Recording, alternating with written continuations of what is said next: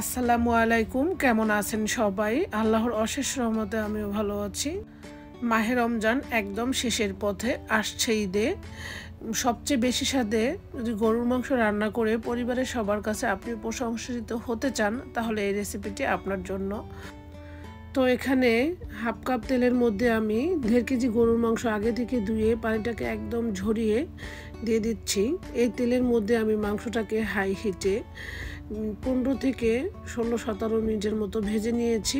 এইভাবে মাংসটা ভেজে নিলে রান্না থেকে খুব সুন্দর একটি ভাজা ভাজা ফ্লেভার আসে, খেতেও কিন্তু অনেক বেশি ভালো লাগে। তো এখানে গরম মশলা নিচ্ছি, তেজপাতা, দারচিনি, এলাচ, লবঙ্গ, তারপরে কালো গোলমরিচ।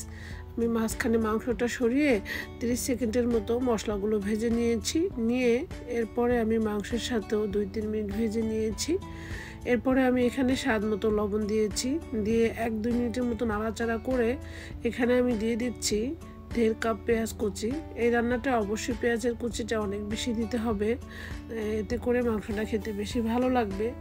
তো এরপরে আমি পেঁয়াজটা দিলে আবারও 5-7 মিনিটের মতো মাংসের সাথে একদম পেঁয়াজটাকে ভেজে গলিয়ে ফেলেছি। দেখি হয়তো বুঝতে পেরেছেন।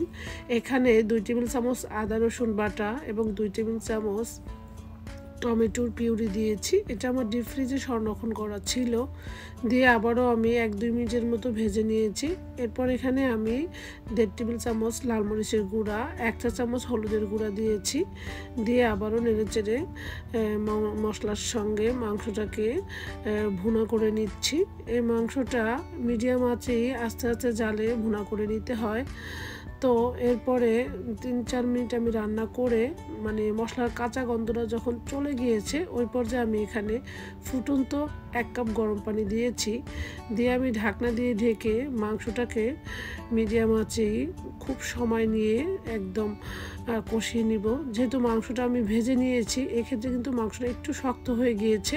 এতে করে মাংসটা পারফেক্টলি সেদ্ধ করতে অনেক বেশি সময় নেবে, তবে মাংসটা ভেঙে যাবে না। এরপর আমি মাংসটাকে খুব ভালোভাবে কষিয়ে এখানে আমি 4-5 টুকরা আলু দিয়েছি। তা আলুটা আপনারা যদি পছন্দ না করেন স্কিপ করে যেতে পারেন।